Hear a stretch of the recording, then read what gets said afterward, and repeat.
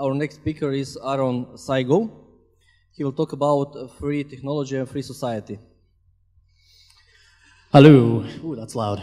Brilliant. I suppose everyone can hear me well. So, I saw they put me at the end of the day, towards the afternoon, and I thought, oh my goodness, everyone's going to be getting tired and whatnot. So I thought, well, what could I do to make sure that people would wake up? So I brought some chocolate with me. Who likes chocolate? Oh, that's going to him. Okay, let's try that again. Yeah. Woo! Over here. Wow, those are remarkably difficult to throw. How about here?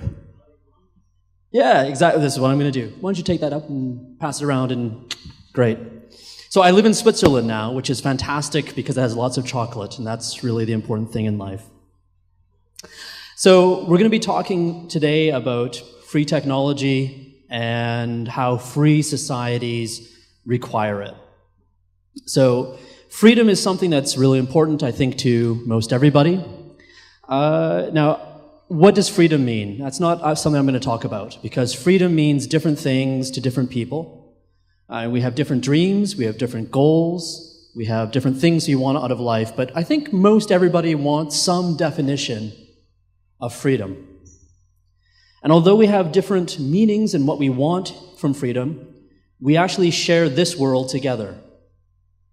And it's a world that is increasingly reliant and dependent upon information technology.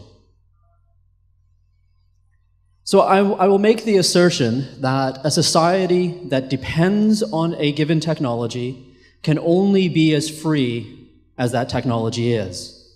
Now, I'm not going to tell you that computers can feed people or stop wars or fix education. It can't on its own. But it's necessary as a starting point to build upon. It's necessary, though not sufficient. Because we rely on information technology for just about everything, whether it's going to your doctor, voting, looking up what your government does, talking with your family, talking with your friends, working with other people at work or at school, I'll make the second assertion that proprietary lock-in systems are the biggest threat we have right now to freedom in the world.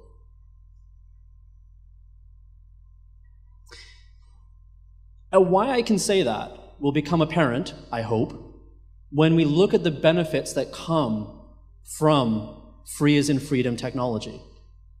In fact, we're going to look at 3 different benefits that come from free software, and we're going to talk about how those 3 different benefits, and they're not the only 3, but there's 3 we're going to look at. We're going to look at how they help preserve human rights and freedom in the world. I think after that discussion, we'll be able to think about it and realize just how important free software is. Hello, Mr. Hans, from the Netherlands. See? Yeah, there we go. Everybody say hello to Hans. Hello. I love this audience. What else can I get you to do? So, first of all, the first benefit we're going to talk about is it preserves history. What does that mean? And why is it important? Let's start with that. Why is it important that history is preserved? There was a great writer by the name of George Orwell. He was a great thinker, at least I think so. And he said this. He said, "He who controls the past controls the future." Why is that? Well, if we forget the past, we're not able to make good decisions about the present. This is because we encode our agreements in the past, the treaties that we write between countries, the contracts we write between companies, the promises that we make between individuals. These are all things that we record in the past. So if you can wildly reinvent the past, you can make the present anything you want. And so then he went on, he said, so he who controls the present controls the past. That's an interesting point. So he was making the assertion that anybody who controls the here and now, well, they can make up whatever they want about the past. And if they can make up whatever they want about the past, they can make the future whatever they want. Free technology does a very beautiful end run around this. So, who knows what this document is? Anybody? Guesses? Sorry? Yeah, Magna Carta. Yeah, wow. You should get a chocolate. There was chocolates going around. No, they're in the room. Stay. Yeah. So this is the Magna Carta, 13th century. What's amazing about this is that there are about 4 copies that still exist in the world, like original early 13th century copies that exist today. 3 of them, I believe, are in the British Museum. And what's cool about this is we can still read it. Not only do we have it, we can read it. We know what the information is there. Who's heard of the Magna Carta? Knows what it is? All right, most people, that's cool. For the rest of you, the Magna Carta was an agreement that the King of England at the time was forced into because he didn't have any money, and he was like, give me money, and the peasants were like, no, we're not going to give you any money until you give us some rights. So they traded some rights for some money. Fair enough. And it was encoded in this document, the Magna Carta, which set out the rights and freedoms of the people of the English Empire. It's not like the rights we have today, but it was a huge step forward. What's amazing about this 700-year-old document is it is still the basis for common law in the English-speaking world. You will see people, not regularly, but from time to time, reference content of the Magna Carta in court cases that happen today. Would this be possible if we couldn't read this document? Well, of course not. And we put things on documents because it's a better way of recording things accurately. In the state of Massachusetts, in the United States, every law to this day that gets passed has to be written on vellum before it can become a law. And that's because they want their children 100 years from now, 200 years from now, to read the laws and understand them, just as we can today, the Magna Carta. But here's the troubling thing. We all use computers now. We have, Google Docs and whatnot. Who has ever seen a window like this? Oh, I can't open that file for some reason. So we can read documents from 700 years ago, but not one from 7. What's wrong with that? We're losing our history, and if we lose our history, we lose the ability to chart our future. Free technology fixes this because this problem is 100% down to the fact that the formats that these files are kept in are proprietary, they're secret, they're kept in companies. I've walked through offices where lines of boxes are on the wall that contain software that is no longer distributed. No good reason, just the company doesn't sell it anymore. And when that company goes away, that technology is removed forever. I have a friend who makes ridiculous amounts of money reverse engineering file formats because it's not easy. But worse than that, with encryption, with encoding, with digital data that's not text, it can be nigh impossible to reverse engineer some of these formats. Free technology ensures that thousands, hundreds of thousands of people even, millions, can have copies of that software in perpetuity forever and know how to open those files. This is our way to ensure that 700 years from now, we can read those stupid word processor documents and spreadsheets we're making today. Without free technology, this is not possible. We cannot guarantee it. Okay, point number 2. Just by the way, this is usually like a 1-hour presentation. I'm trying to boil it down to like half an hour, so I hope I'm not going too quickly. If I am, you can ask me questions after. So point number 2, free technology guarantees equal access to everybody. Why does that matter? Well, equal access is what allows us as individuals or groups to participate in our culture locally, nationally, globally, economically, politically, culturally, socially. If you are unable to communicate, if you are unable to participate, all of those things are removed from you. In fact, today, the most dictatorial, most outrageously human rights violating states in the world, like North Korea, rely on that fact. If you can't participate, you're out of the game. Let me tell you a real quick story about a hurricane, Katrina, that hit the United States. And it laid waste to that area of the US, and it was really sad because a lot of the people there were poor. And because they didn't have a lot of money, they didn't have the newest computers. Well, the US government was like, we have the web, this is amazing. What we're going to do is we're going to put up a website, And if you need help, if you need money or something, log onto the website, just type in your details, and we'll get someone out there as soon as we can. We'll record you, we'll know, we'll get you, food and money and stuff. Great. There was one little problem. They coded it against what was at the time the newest version of Internet Explorer. Anyone who didn't have the latest version of Internet Explorer could not use that website. Thousands of people who didn't have the economic capacity to buy a new computer could not register for government support after this horrible tragedy. And why? Because they used a proprietary extension to an otherwise open protocol. So it has real impact. This is not theoretical. People have already been hit by this. Speaking of HTML, how many people know that HTTP was almost forked in the 90s by America Online? Yeah. So when America Online opened up their internet gateway, they had 1 million people that were subscribing to America Online. And in one day, 1 million people joined the internet. It was madness. But AOL was like, how can we keep people using our service if they're using something free and open? What we're going to do is we're going to extend it. We're going to take HTTP and we're going to add like AOL extensions to it. And then if you're on our service, you get like a better web. And if you're not on our service, you get like the normal web. It's not as good. That was going to be like their advantage, and they're going to keep all the people subscribing to AOL.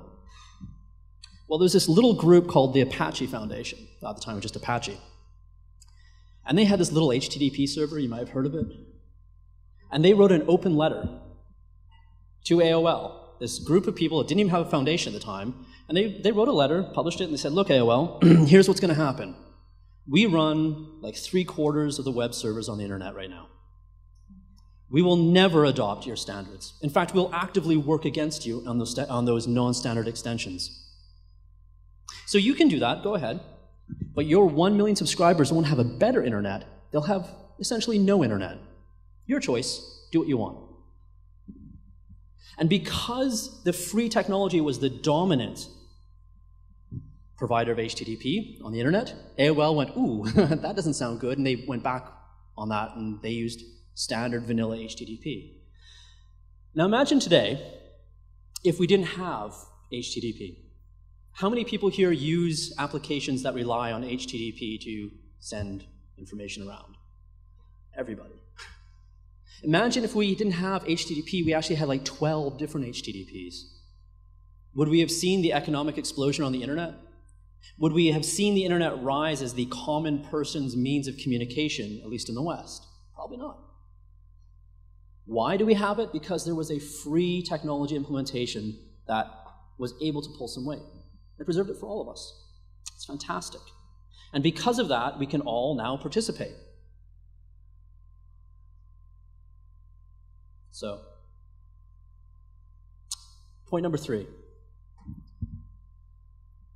Free technology prevents the centralization of power. And again, why is that a problem? I mean, is it so bad that Google runs the internet?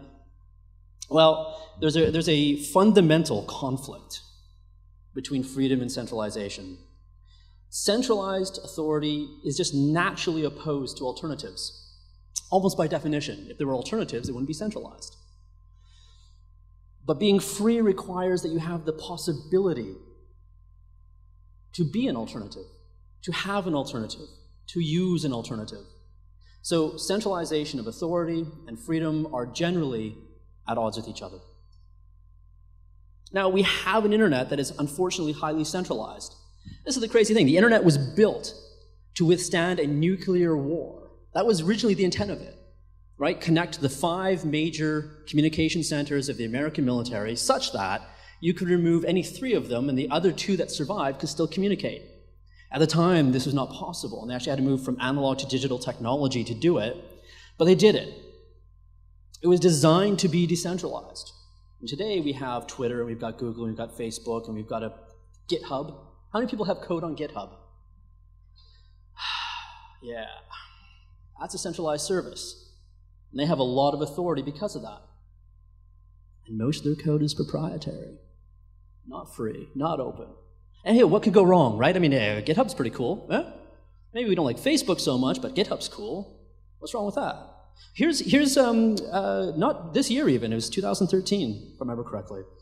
This is Google's report on the US, well, the governments in general, but you can see most of it's the US, asking for data. Now, if the US had to go around and ask each of you, can I please have your data? You'd probably say, no, go away. They don't have to ask you. They ask the centralized authority. What if you look at this and go, well, that's horrific. Look, the government just keeps asking for and getting more and more access to our information. Well, I'm going to use the other Google. There isn't another Google. We've allowed the internet to become centralized, and because of that, we have many single points of failure. And regimes around the world who would like to take our freedoms away, for good reasons and bad, good and bad, they're exploiting that. So, fair warning, I work for this company, Collab Systems, but it's a really good example, I think. It's a contrast. So, Collab is a free software groupware system. It allows you to do email, calendaring, etc. Actually, there was a presentation earlier today about LibreOffice Online. We're actually currently right now integrating that, so you'll be able to do like your Google Docs things with it. We do provide a hosted instance of it. But the cool thing is, because it's completely open technology, if you decide, if you're using our hosted service and went, nah, I don't like those guys too much anymore, maybe we started sharing information with the government or whatever, you just don't agree with us for some reason, you can easily move your data to a 100% compatible system. Now, this is different than the Google situation where you go, well, I could download all my Google Docs, but then where are you going to edit them? Where are you going to share them with people? Where's your address books? Where are they stored? How do you synchronize those? You don't have the ability to install Google on your server. You do have the ability to install Collab on your server. And this is the fundamental difference. It's not like services are bad. They're great. They allow us to use stuff without having to maintain everything ourselves, which is a lot of work, and we don't have time for that. But if it's free technology, it prevents lock-in. And without lock-in, you can't have centralized authority, because as soon as it gets too big or people disagree with it, you have alternatives. So these are the three fundamental ways, or three of the fundamental ways, that free technology ensures freedom. First of all, it protects our history. And again, without our history, we can't chart a future. It guarantees equal access for each and every single one of us, which allows us to participate at every level in our society. And third, it distributes the power. So anyone who feels entrepreneurial, anyone who is a dissident, anyone who just wants to, can get up and provide an alternative to themselves and to their friends and their community. Now, I'd like to say that with the emergence of Linux, which is a free technology, it's fantastic, with the dominance of many open source stacks, I mean, this is why we're here, you know, why do people come to the talk before? And this is about Puppet, right? It's not the first time anybody's come up with a way to manage servers, but it's open and people are using it and it's spreading, and that's fantastic. And I wish in this day and age we could just go and like, we've done it, we've won, awesome, let's all go make more free stuff. But the fact is that we're only about halfway down that road. There's a long, long way to go yet. Because we do have a highly centralized internet. And we do have a lot of people who happily run proprietary software. When I go to conferences that are more oriented towards, say, web development, like everyone's using Macs. I just look at that and go, do you realize the thing that you use, that you make your living off of, would not exist if everyone made those same proprietary choices and decisions? We've got a long ways to go. We have a lot more technology to make, and more importantly, we have a lot more conscious decisions to be made. And I think this is the most important thing. Wired magazine, somewhere in the mid-90s, they had a guy go and spend some time with the Quakers. It's a religious group out in the US, mostly in the East. They're well known for like not doing technology, right? They ride horse and cart buggies and things. But they don't actually hate technology. What they are is they're very careful about the technology they choose. They're purposeful about it. They use cell phones these days, but only when they're in the field, because they talked about and they went, well, you know, when you're in the middle of a field and you're far away from everybody else, it might be good to be able to contact people. And they talked about it literally for years in their groups until they finally decided, yep, let's start using cell phones in that limited context. And I think that's something that we don't do in our Western societies much at all. We don't only make technology, we also adopt it, use it, spread it, without ever asking, should we? How do we want it to be? What should it look like? We just take it, and we use it without asking questions, without conversation. So while you may or may not agree with the 3 points I put out about how free technology influences culture, and I think if you disagree, I'd love to talk to you later to hear your viewpoints. I do hope that if nothing else, we'll start having these conversations with each other, and not just adopting technology because we can, but because we purposefully want to. In fact, I think there's a bunch of topics we need to talk about. I'm not going to do it here in this talk here. These are conversations I think we need to be having at a cultural level, at a social level, for the next months and next years. What do we do about proprietary online services? Right? What do we do about being able to install your own Google on your own machine, should you so want? Do we have a plan for the Internet of Things? This scares the hell out of me. We are running headlong into creating ubiquitous computing where there's a chip that can communicate with every other thing, everywhere. My God, the Stasi would have killed for that. And we're just doing it. Like, oh, why not? Let's do it. Sounds cool. What can we do with it? Let's put an Arduino in my light. And I get it. Like, I'm a geek. I love that stuff. I love making that stuff. Right? I have an Arduino right now in my hotel room so I wouldn't be bored on the flight over. I get it. But we need to start asking ourselves, what are we doing with it? Where do we want to be with this? How are we protecting ourselves against the things we don't? What is it we don't want? We're not even asking ourselves that. And third, I think we really need to start talking about the limits that we as the people are willing to put on our own governments who are overreaching and trying to impose limitations upon us via technology. Like, government is not some separate entity. The government exists because of the will of the people. Always has and always will. Sometimes a little bit more difficult, sometimes a little bit less difficult. But ultimately, it's the people.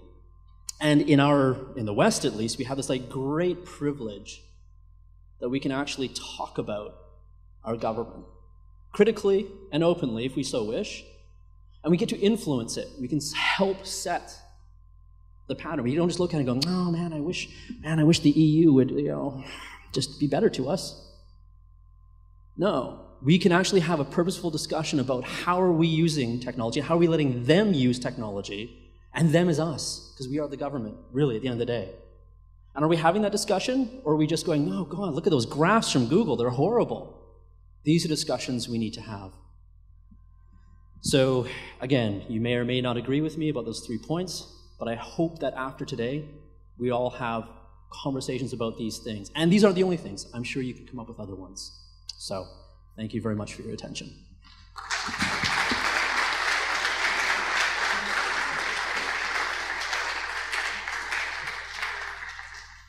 Any questions? / comments or disagreement? More chocolate? Yeah, I gave the chocolate I did bring more chocolate, but it went to the people who were helping organize the event, so keep them happy. Yeah, you had a question. I was quite struck by your conversation about the Amish people. Yeah.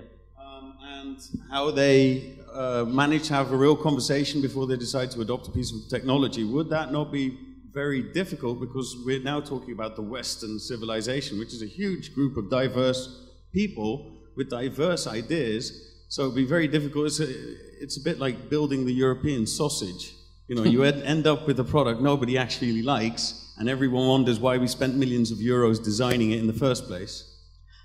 I think it's a very good observation, but I would suggest that I'm not asking for an answer, I'm asking for a discussion.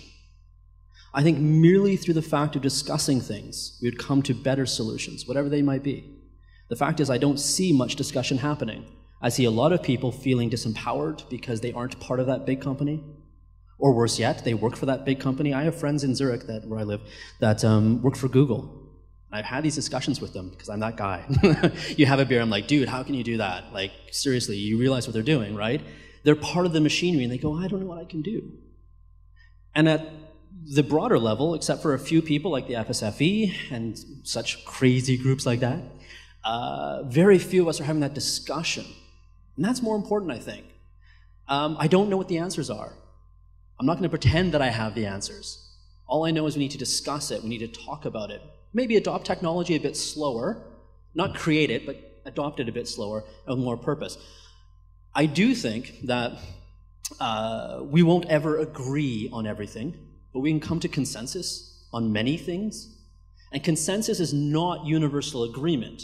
Consensus is the understanding that we're going to do a certain thing that we all kind of agree to some level or not, that it works. So I live in Switzerland now, and I get to watch this firsthand. People disagree on a lot of stuff there, and there's some scary ideas in Switzerland as well. But they discuss things. They have conversations politically on a regular basis. They don't always make great decisions. And they're also a lot slower than pretty much every other country I've ever lived in to adopting change, but they tend to make more sensible decisions. I think it comes down to discussion.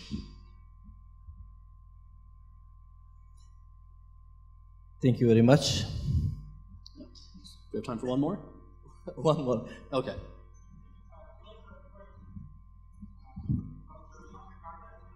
Yep. Wouldn't you consider the Magna Carta to have been written in a proprietary format at the time? In what format? Right. Proprietary format, essentially? No, written in English language that almost no one could read at the time. Well, not no one, but a significantly small portion of the population at the time. Actually, no, because, so is it proprietary? It wasn't proprietary in the sense that people were keeping you from reading it.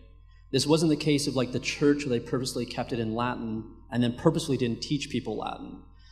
Most merchants were literate at the time. And within the next 100 years, the vast majority of the working population, again, not the peasantry population, it wasn't a perfect time, but a huge percentage of them actually became literate. And this is actually where the market for things like the Book of Hours and whatnot arises. There was actually a hugely significant percentage of the population that was functionally literate, which is against our modern idea of what the Dark Ages, the Middle Ages, the medieval times were. That said, it wasn't proprietary in the sense that it was documented, right? So this is something that we often hear about free software. People go, free software doesn't matter because no one reads the code. It's like, that misses the point completely. Yeah, I know users don't read the code. Doesn't matter. I can read the code. You can read the code. We can teach people to read the code. And as long as we can teach people, then we can read what the code does. And in that sense, language, like the Magna Carta, wasn't proprietary. It might have been restricted, but it wasn't proprietary. We kept that knowledge, people were able to teach other people, and people were able to read and write it. That is in direct opposition to how proprietary technology is today. It's not restricted, it's kept away from everybody, and people are actively not allowed to teach other people. There are laws like the DMCA that put people in jail for the horrible act of reverse engineering something they bought. Like, that's insanity, and that's proprietary. The Magna Carta was maybe at worst esoteric or didn't have a very big audience. But that's the worst. The fact is that we have kept that technology alive, and anybody who knew it could teach someone else and did. And so, no, I don't consider it proprietary. But it's a good question. Okay. Oh, now we're getting questions. Cool. Yeah. So you had a little rant against GitHub, and I don't like GitHub either, but they do have an appliance which you can download and use it in your own data center. So would that make them like freedom friendly, in your opinion?